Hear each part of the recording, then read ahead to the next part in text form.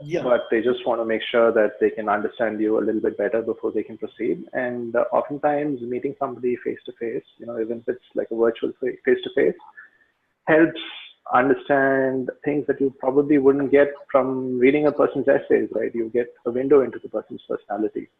So you get to understand the candidate's background, both from a professional and a personal point of view. You try to make a subjective judgment of the quality of experiences that the person has. And when I say subjective, I can read into elements like what kind of passion do you speak with? That's something that the essays, if you're not a good writer, you might not be able to communicate that through your essays. I think one of the things that Scott mentioned that's actually very important is your communication skills. Often the person who's on the other side of the camera probably is not from your area of interest or expertise, and so is not in a position to objectively judge whether you've done good work or bad work.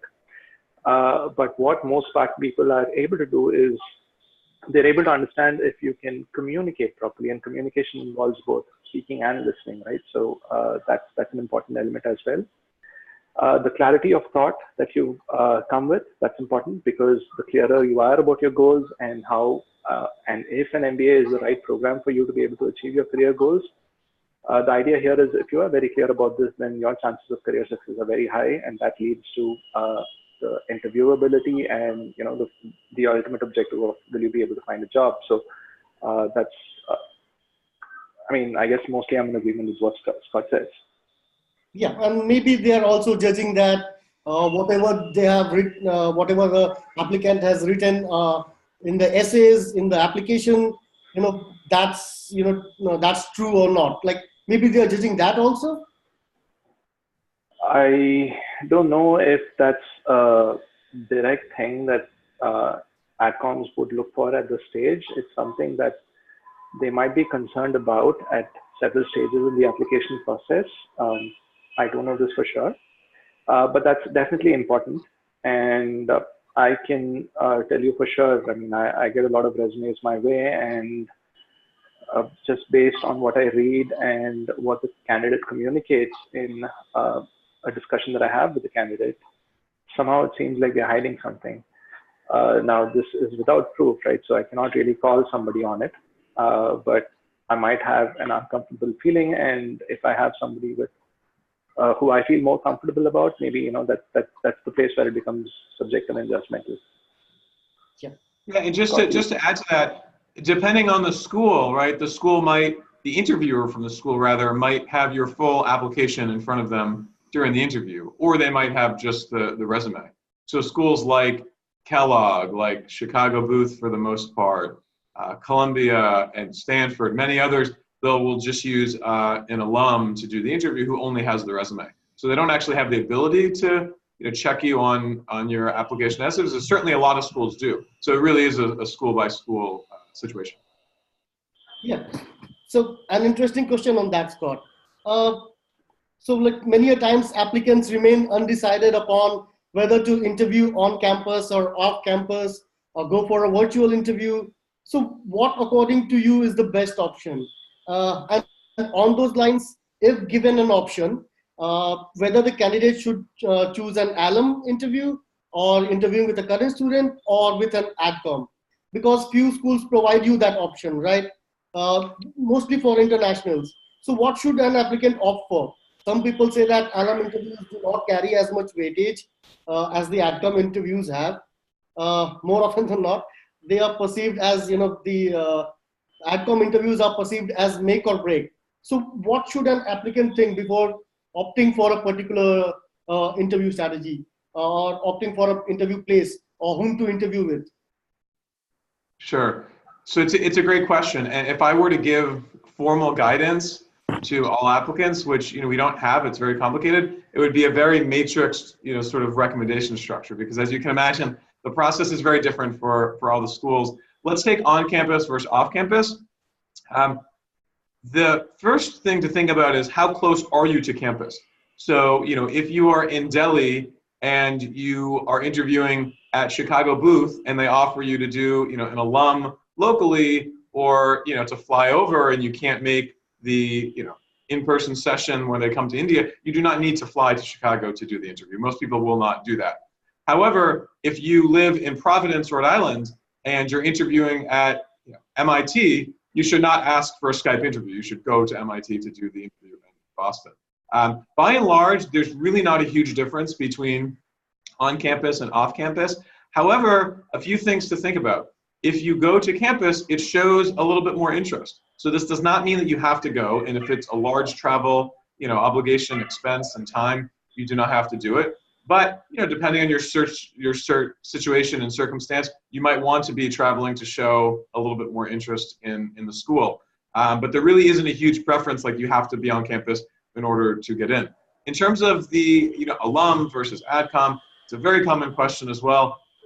Some schools like Columbia uses mostly alums to interview. I won't say 100% because AdCom do interview from time to time, but most people will interview with an alum. So you're on the same level playing field as everyone else. For schools that give you the option of doing an interview with an AdCom or with an alum, there certainly are differences there, right? Some schools with alumni interviews, they might not carry quite as much weight. I think that is correct. But that doesn't necessarily mean that you are worse off if you interview with them. It really just depends on the situation. All interviewers from all schools are trained and all interviews are evaluated. And so it's not necessarily the case where I recommend a client to always talk with an admissions committee member if they can. It just depends on the situation. However, if someone reaches out to you and says, hey, I'm going to be in your region next Friday, are you interested in meeting me for an interview? The answer is always yes. Right. Got your point. Karthik, do you have anything to add on that? I'm of the opinion that, when a school gives you the choice between interviewing with an AdCom member, a student, or an alum, they've definitely put in the effort to standardize the process. So under those circumstances, it might actually be okay to go with whatever is the more convenient option for you. With regards to on-campus versus off-campus, I think whatever Scott said, that makes absolute sense. If you're within like a 2 to 3 hour travel radius from wherever the school is located, then yes, by all means you should go, because if you don't go, then it means you don't care enough about the school. But if you're one halfway across the world, then, it is a difficult trek out there, and schools don't really expect you to go through so much effort to show that you are interested. So in that case, a Skype interview is fine. There are some situations where the school sends its representatives to cities in various international locations. The same argument applies, but on a smaller scale, I guess. Don't worry about flying from Calcutta to Bombay, but if you are, somewhere in Pune, you might want to go to Bombay, right? And that's the same 2 hour radius that we're talking about, Scott. So, yeah, that's basically it. I believe some schools like McCombs are visiting India next month. So. Yeah, thank you. So just to get a feel of that, so I know an international applicant from Kellogg. He got 3 options. The first option was to come to the campus and interview. The second option was for a virtual interview. And the third was, interviewing with a local alum. So let's say, put yourself in that person's shoes and then tell me what option you would have gone for. I might have taken the alum option, because there is somebody in my neighborhood who I can meet, chat with, and preferably connect with even after the interview and the entire college application process is over. So it's one extra professional connection I make. And assuming I get into the school, this is somebody I can potentially reach back out to, and I could ask him or her more questions about, hey, where do I stay? Which dorm do I stay in? Right? Those are casual conversations that you could have with somebody So that's the option I would pick. Great. Scott, what would you have done? Yeah, I agree. I think it's a very important thing to think about, right? At the end of the day, we're always networking, and making a relationship is important. So I agree. Yeah. Thank you so much. So hopefully the participants got your point. And now that we are clear on what the AdComs are looking for and which option to go for, let me ask you the $1 million question. How should an applicant prepare for the interview? What should be the approach? Should there be a general generic preparation, or should there be a school-specific preparation that the candidate should undertake? Because there are schools like MIT, Harvard, which are famous for behavioral interviews, predominantly behavioral interviews. There are schools which, like Kellogg, who offer local alum interviews. So, like the interview preparation, whether it should be generic or it should be school specific. Scott? Yeah, so I think there is some general interview preparation that makes sense, and right, that's why you're all here today, and hopefully you'll get some insights. There are certain things that you will need across schools. You will need to know what your goals are. You will need to be able to articulate your goals in a clearly thought out manner. You will need to talk about why you're interested in the school. You will need to be ready to, discuss some things that you've done in the past. Let's say these are the general things, but then there are a lot of school specifics. So, one reason we have interviewers from many of the top 10 schools is because the processes are just different across each school. As you articulated, Harvard and MIT, they have the full applications in front of them. They read through the applications. They have admissions staff or interviewers who are on staff who read the applications in great detail, and they will pinpoint very specific questions about you, during the interview. And so that's just a very different sort of preparation process. Also, the types of questions that get asked across schools are different to some extent. There are, certainly questions that are generic and can sort of get asked across schools, but then there's some schools that are interested in, some very specific things. I'll give a sneak peek here.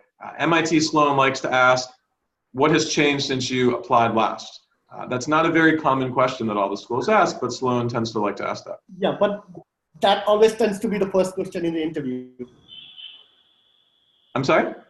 That mostly with whatever I've heard, and I've also interviewed with MIT, and that was the first question which I was asked. Yeah, exactly. Yeah, I got a point. Karthik, anything on that? I would say about 70% of the preparation is going to be generic, and maybe about 30% of the preparation is going to be school specific. But even here, with regards to every school, the context of discussion is your life. Yeah, it's predominantly what you've done in your professional sphere of activities, and to a lesser extent what you've done in your personal sphere of activities. So it's just the focus of the questions that they pick that could be different from one school to another, and that's because their objectives are different. Some schools care more about, are you very clear about your goals? Some schools might care more about how much of a fit are you, right? So the focus or the line of questioning that they take, that could be different from one school to another, but the subject matter is all just you. So I think you need to be very, very thorough with what you present about yourself throughout your application, in your resume, in your essays and everything. What did you do at various stages of your life? Why did you choose to do whatever it is that you did? If you transition from, let's say, one stream of studies to another stream of work, this is something that we see very often, people getting an engineering degree and moving on to banking, just after the college. Why did you make those transitions? And this becomes very tricky if you made another transition from your first job to a second job, right? So what is your rationale? There's nothing that says this is right and that's wrong. They just want to understand why you did it. That's about it. Be very clear about what your major accomplishments are, but be prepared to explain them in a way that a layperson can understand. You can be almost sure that the person who's interviewing you is a very smart person, but there's no guarantee that that person is actually going to have a thorough understanding of your background, right? So explain clearly, be very clear about what value you bring to the school. And overall, it's not just about what you say, but it's also about how you say it. Be confident, be assertive without taking it to the extreme. This is primarily what advice I would have for anybody who's interviewing this season. Yep, thank you. Dwelling upon your point, how should the candidate or the applicant answer the generic questions like why MBA, why these schools, and why the particular short-term or long-term goals? So I don't think there's necessarily a right answer to this or a wrong answer to this. You just have to communicate the fact that you've done your research, right? So explain what you want to do, have the reasons that seem convincing, and this is not a mathematical or a physics proof, right? I mean, there's nothing absolute about this. The measure of success here is if you give 10 of your peers the same rationale for why you want to do whatever you want to do in the short term. I mean, do 7 or 8 people agree with you and say, hey, you know what, that makes sense. So as long as a jury of your peers thinks it makes sense, I think that's the test you need to pass. Explain how your short-term goals will lead on to your long-term goals. Sometimes people are motivated by a long-term vision, and in order to reach whatever they want to reach in the long term, they follow or plan a series of steps, and that starts with an MBA and post-MBA goals. Sometimes people like to take it one step at a time. They do an MBA because they feel that they are oriented more towards a business-friendly career, and then within whatever follows, they are more interested in one career over another. So it doesn't matter, you know, what line of reasoning you follow. Sometimes you could start at the end, sometimes you start at the beginning, that's okay. Explain why this area is of interest to you.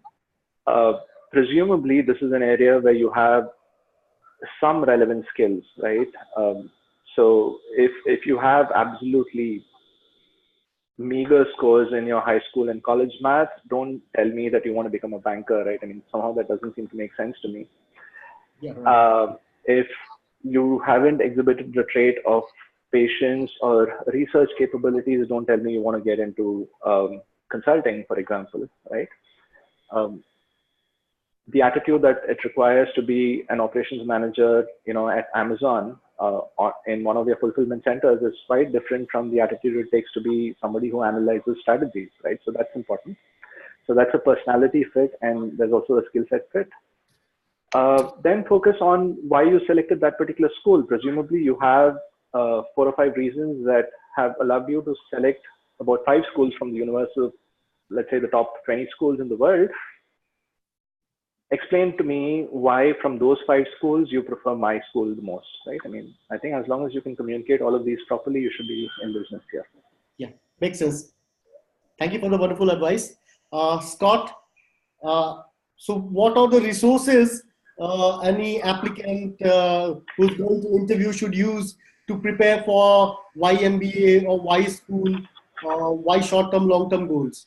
So what are the materials or inputs that a person should have?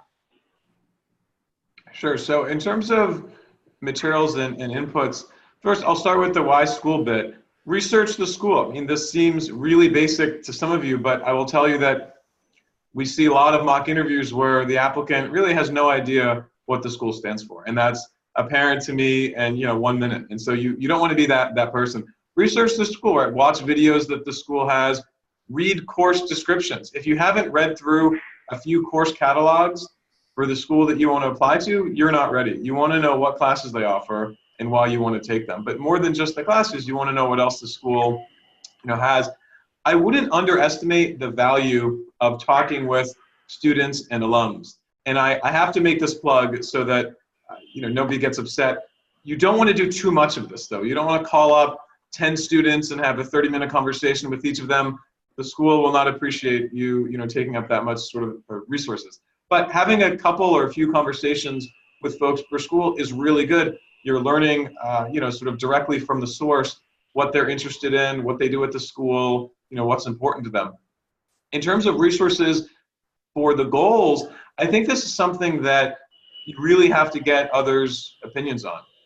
It's hard unless you sort of tell your goals and your sort of story to someone else to know whether it kind of makes sense. And I think you mentioned before, Rahul, the sort of jury of peers. It is important to know whether what you're talking about really makes sense to someone else who's from outside. When I give talks about applying to schools, I often say, ask someone who's not in business at all, who really doesn't know not only your company, doesn't understand business, does not work in business. Tell them your story, see if it makes sense to them. If it doesn't make sense to them, then you might want to work on more clearly articulating your path. Absolutely. Yep. So I hope the participants are noting down the niches that you guys are mentioning. So those are some wonderful inputs going into the interview. So moving into the tricky interview questions, the behavioral questions, often they are pretty tricky and people get caught up in that. So even personally, I find them very challenging. And answering questions such as tell me about a time when you had difficulty working with a coworker, or about a time when you had to work in a dysfunctional team can be really tricky. So what will be your advice to answer such questions? Like how to approach these questions, and what shall be the preparation strategy? Shall I or like any other applicant have specific set examples, let's say 5 or 6 examples of my life stories, including leadership stories, or maybe failure stories, or having trouble working in a team stories? So like how to address these questions and how to be best prepared for answering such behavioral questions? Sure. So I'll start off here. I think having a set of stories is smart. I remember when I was applying to school a long time ago, I had a long Word document with all the details of everything that I've done, wrote notes to myself, and then I sort of boiled it up and said, okay, what are 5 key stories that I think I want to tell? And as I did that, I thought about how well they can be used across different questions. So you really want to be as authentic and genuine as possible during the interviews. It's really important. And so when you're thinking about your stories, if you do have 5 stories in mind, try to think of a story that could answer multiple questions. So if you had a situation, perhaps a project where you overcame a challenge and you had to help a coworker, and maybe you failed at one point during that project, if we think about that project and we have a few bullet points in mind, then once you get asked a question, you sort of know, okay, project A could answer question 1, 2, or 3. Therefore, I'm sort of ready to go, and I don't have to keep track of 15 different kind of situations. It's also good to think about the level of context and detail. The number one way that I see applicants screw up in this process, number one way is to not give the right level of detail in answering the question. And it's very tricky. I don't have a perfect answer for you here because it really is different for each person, but you don't want to give too much detail where you're talking, and as the interviewer, I'm just very bored, I don't care, and I'm wondering when you're going to stop talking. But on the flip side, you also don't want to just dive right into the situation where you're solving an issue in a minefield and you're not even telling me that you're in a minefield or where you are or what kind of team you're working on or what the problem was. So you really want to find this right level of balance where you're explaining the situation but not going into too much detail. The last thing that I'll say, and then Karthik will let you jump in, is to think about your answers in sort of different snippets, right? So the situation, action, result is something that I'm sure all of you have heard. But if you think through, if I want to use numbers as I'm answering the questions, I might want to talk about what I did in 3 different sort of increments so that it helps the interviewer to follow along. Karthik, would you like to add on that? Sure, yeah. With regards to your question on how do you deal with difficult questions, where potentially there's a conflict between you and somebody else on your team, the important thing first of all, I completely agree with what Scott says. Have your storybook prepared. Have about 5 to 6 stories prepared. These are from your life, and have tags, right? Story number 1, what are the different areas of your personality that it highlights, and potentially working backwards, what kind of questions would require you to call upon story number 1, yeah? So just have this mental database prepared. 5 stories is about the optimal number, because beyond that, I don't think it's easy for you to recall, right? And a lot of us don't have more than 5 significant stories. That's another thing too. But moving on, whenever you're focusing on something that could potentially be negative, take care to use very positive language. The event might have been negative, but then when you explain that in negative terminology, there's the slight risk that you come across as a negative person. So that's something that you want to avoid in this particular situation. So the idea here is there's a difference of opinion between you and your colleague. So how exactly did you resolve this? Did you let your emotions get in the way of resolving this, or did you actually step back, look at everything objectively? Did you collect data? How did you interpret data? Did you and your colleague agree on the interpretation? And then, of course, there's 2 possible outcomes. You could have been right or you could have been wrong. If you were wrong, did you have the humility to accept your mistake and then, take your colleague's way of doing things? And then again, you might have been right, and were you gracious? And, did you gloat over your colleague, or did you kind of say, hey, you know what? turns out my approach is right, but that's what's good for our company. Let's move forward, and we are friends at the end of the day. It's not like I was right and you were wrong. It's just that today this approach was the better way to do things. So how exactly did you handle the situation, right? And finally, how did this impact your relationship? Did you come back together, and did you work on friendly terms with the person again? Or, so these are some of the things that you might want to focus on. Just be very positive. I think that's important. Yeah, some great inputs there. Thank you so much for the answers. Just one query. For the schools that offer blind interviews, is it okay to reuse the stories which were used in the essays? Does that make sense, or we should be prepared with fresh stories? That's okay. It's your life, same stories. I think that should be okay. That should be okay, right? Yeah. Scott, what's your opinion on that? Like, we can reuse the same story? Yeah, I agree. I think it's okay to reuse the same story. At the end of the day, the level of detail that the interviewer goes into in their feedback form is usually not detailed enough that there will be a huge impact whether you use the same story or another. They're usually just evaluating your performance overall. And maybe a note here or there about an experience, but it's not like they're rewriting everything that you said and passing it on to the tool. Yeah. Meanwhile, note to all the participants, you can key in your questions and we'll be taking it up in some 5-10 minutes. So please key in your questions so that we don't have a break and we can seamlessly continue to your questions.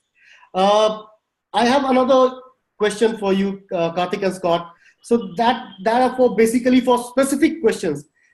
For example, how to tackle questions such as tell me 3 positive things and 3 negative things about yourself, or how would your teammates describe you? So these are questions which are pretty often asked in the interviews.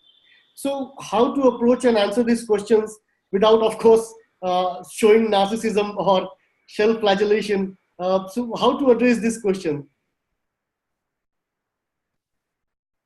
Scott. Sure. So I'll take the positive and negative.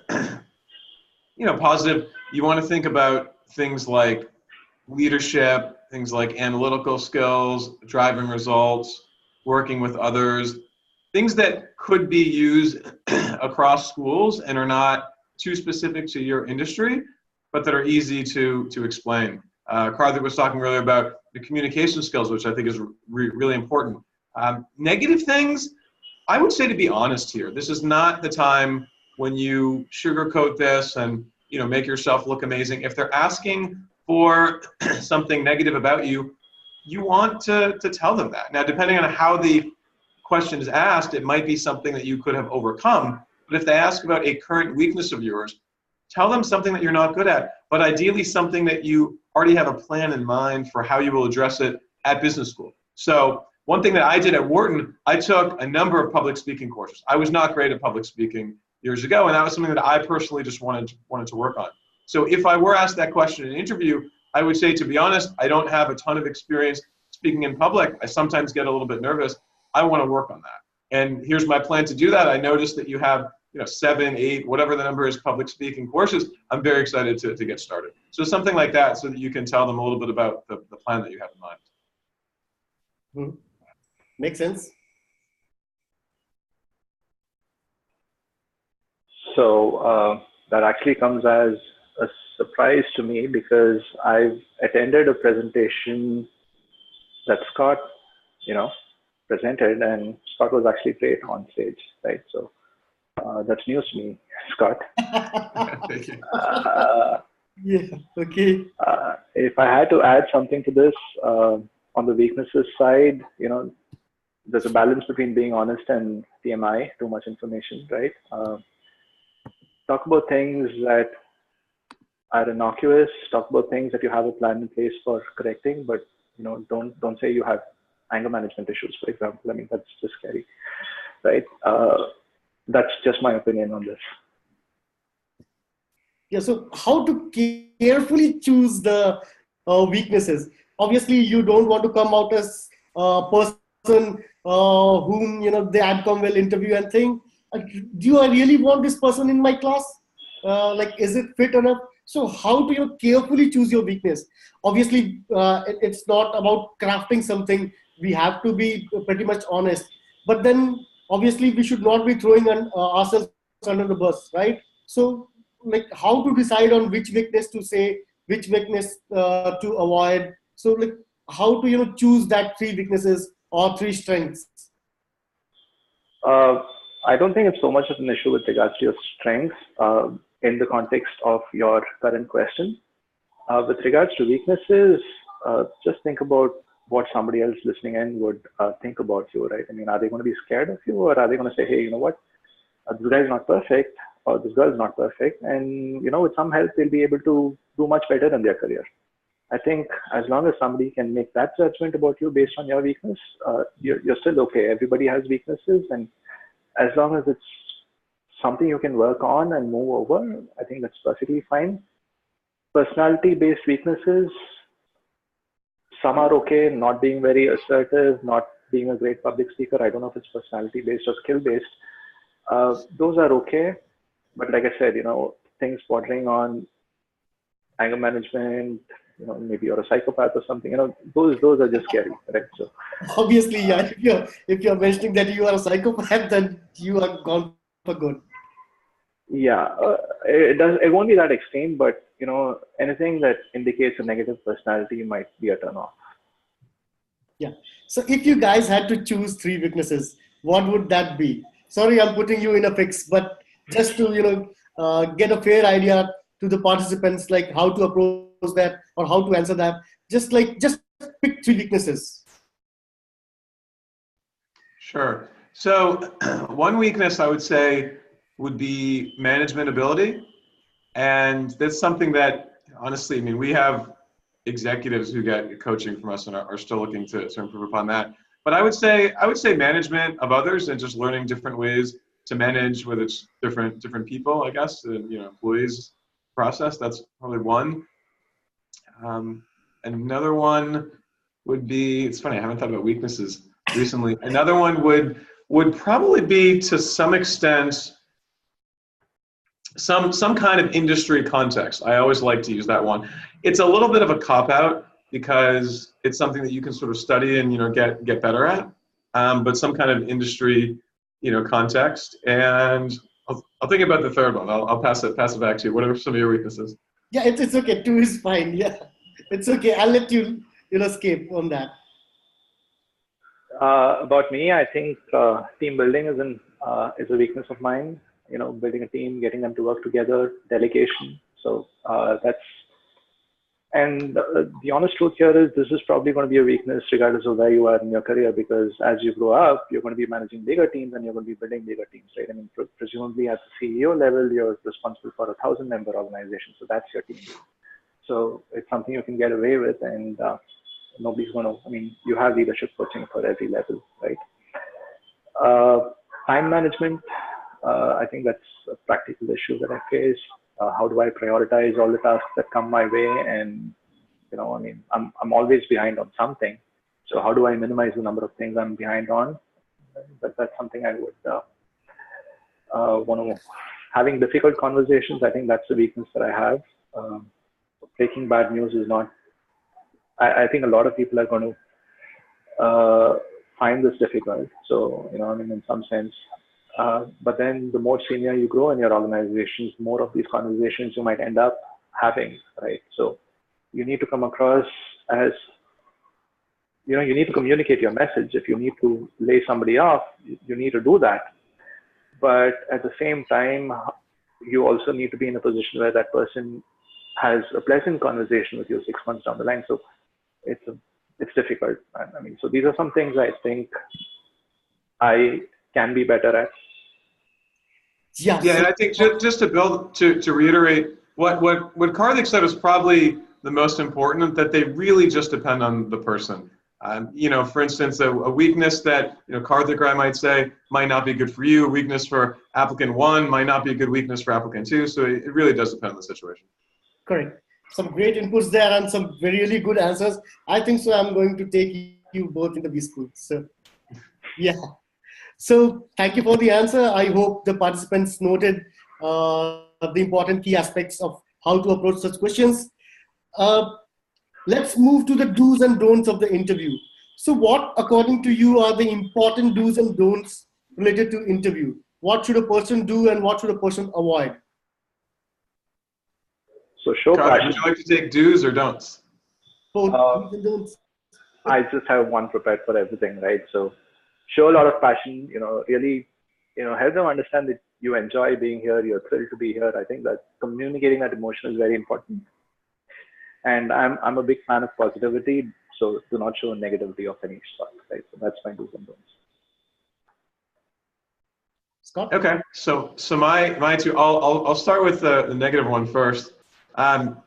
Do not talk too long in the interview. That's probably one of my pet peeves, is answers that just go on for too long.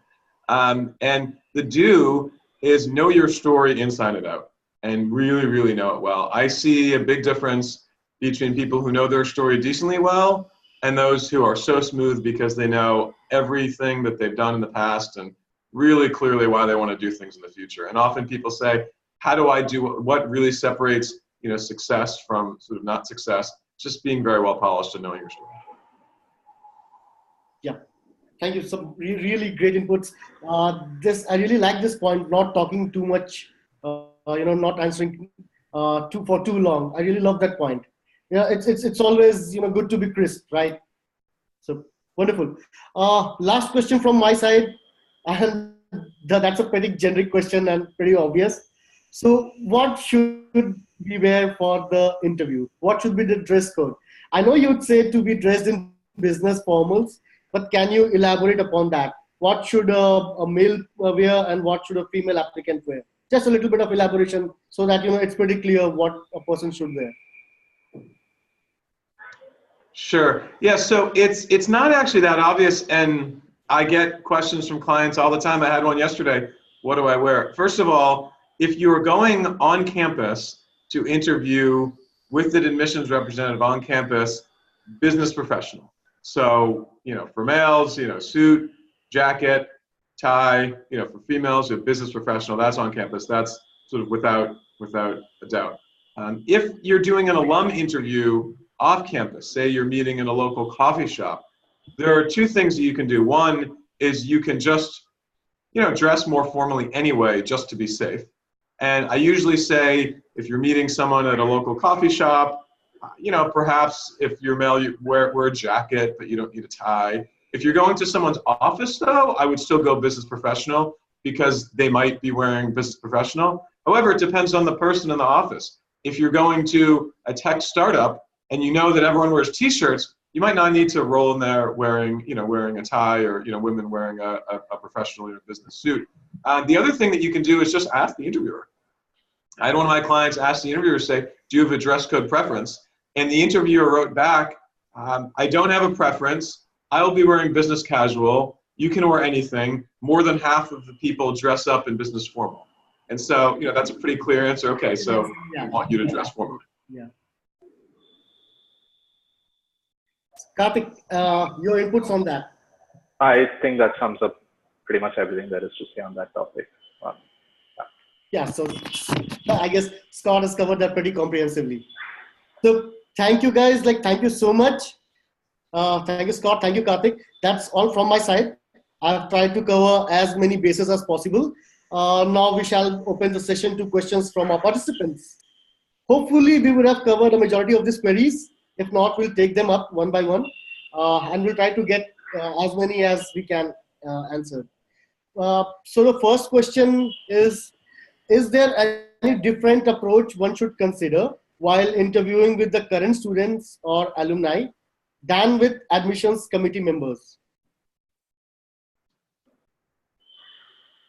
So I'll just reiterate. So should there be a different approach when you are interviewing with an alum and when you are interviewing with an adcom? Yes, so I'll add something to this. I know we talked a little bit about this earlier, but one of the bodies was students. And so I think when talking to students, there's a little bit of a difference in that, these are people who do not have an MBA yet, right? And so it's important to talk about their experiences during the school, what motivated them, to enroll in the school. The other thing is students are probably most knowledgeable about all of the details that are happening on campus.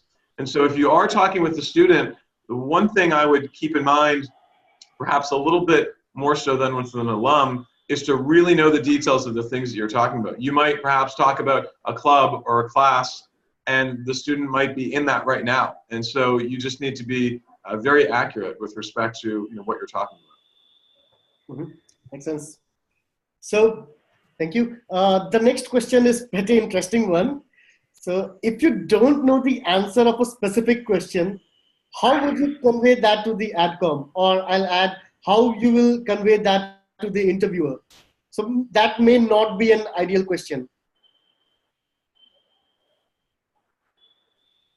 These are difficult situations all the time. Yeah. There's no guarantee that something that they ask will not stump you. I personally am of the opinion that it's bad form to pass on a question. You might want to take about 10 seconds to think about it, and instead of going silent, you might want to say, hey, you know what, this is something I did not anticipate. So, is it okay if I think about it? Right?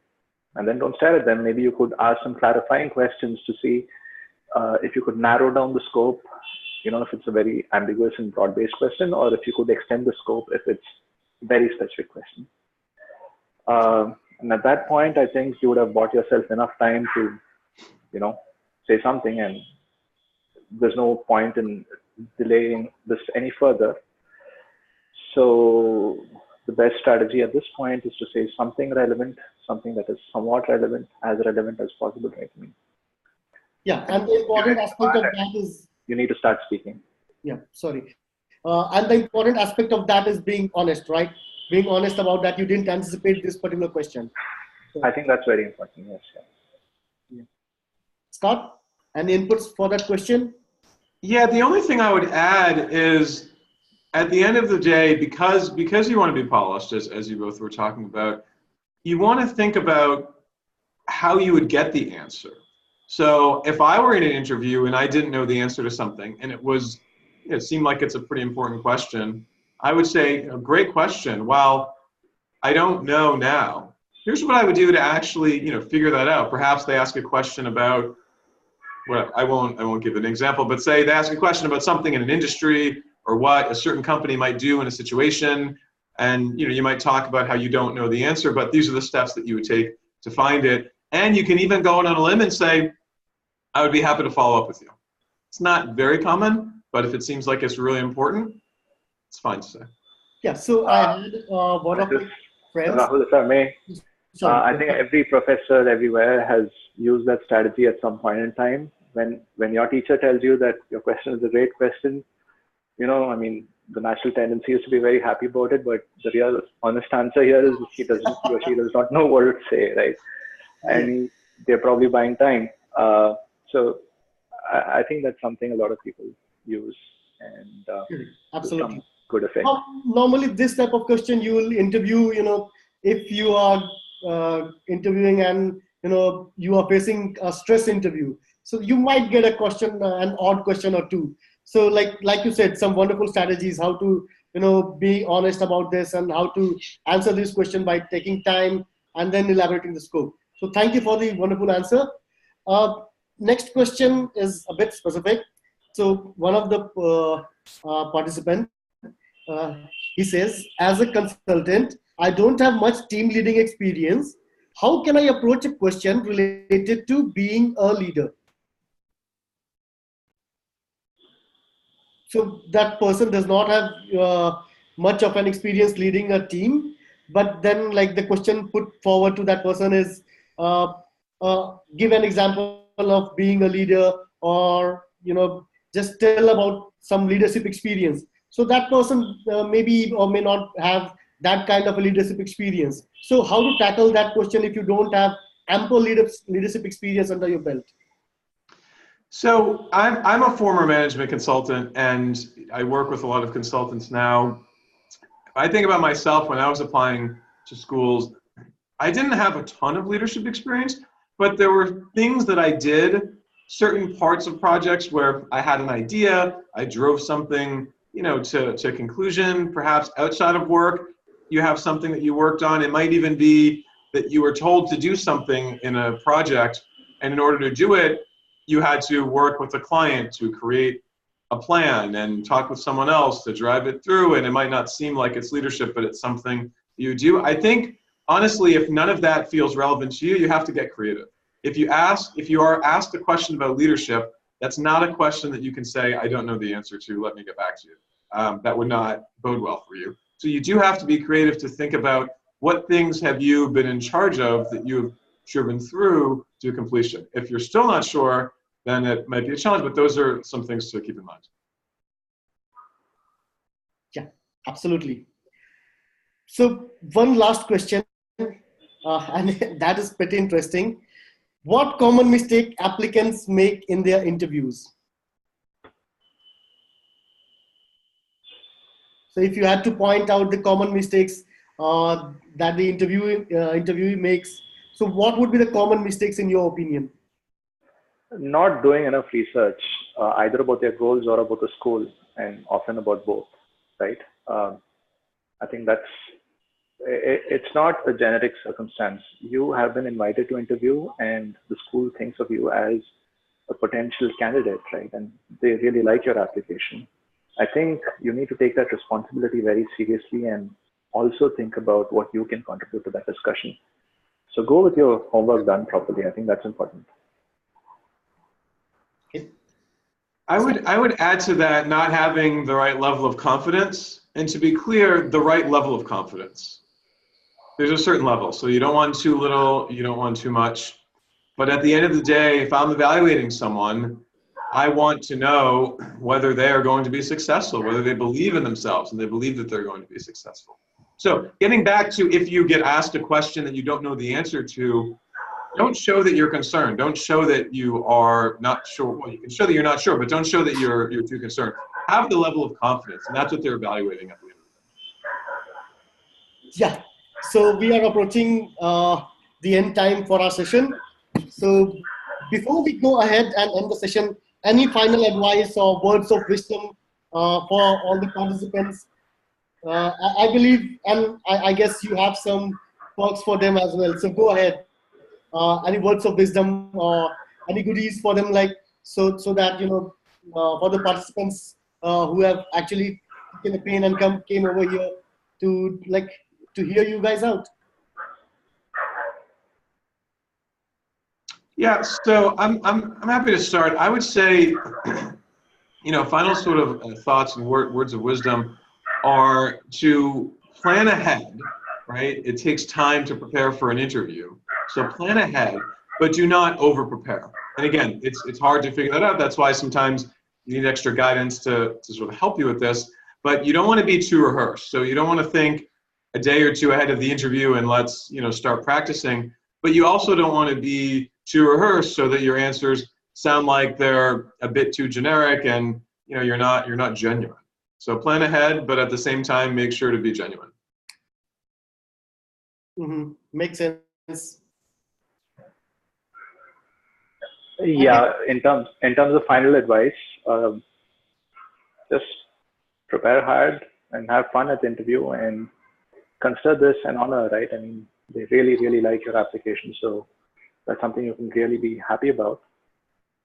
Most schools, the odds of post-interview conversion are much, much higher than the odds of post-application conversion. So you're almost there. Just be persistent and don't be too disappointed if the result is negative.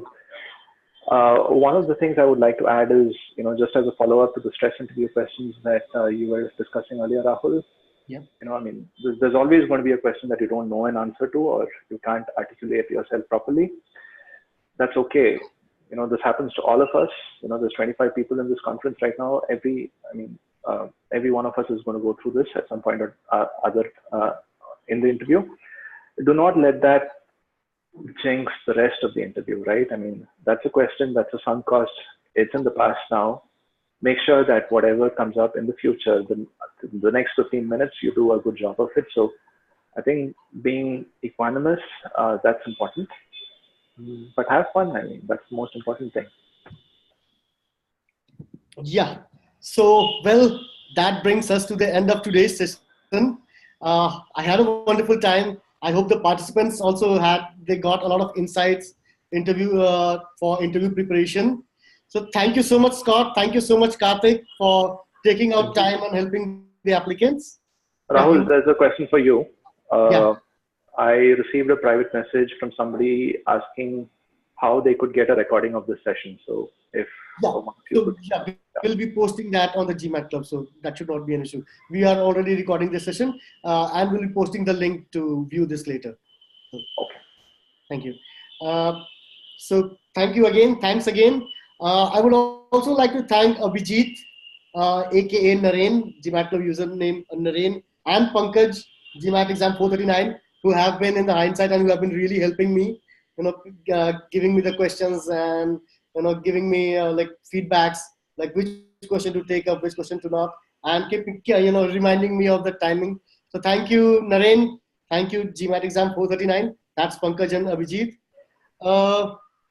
So thanks guys again for providing a clear picture of the interview process, and I hope the participants will greatly benefit from your advice. So I would also like to thank everyone for being a part of this webinar today. Thank you so much guys for joining. I hope you found the session very beneficial. Stay tuned for more upcoming webinars. We'll post the link for this. You can find it on the GMAT Club also. The link for the same has been provided in the chat window.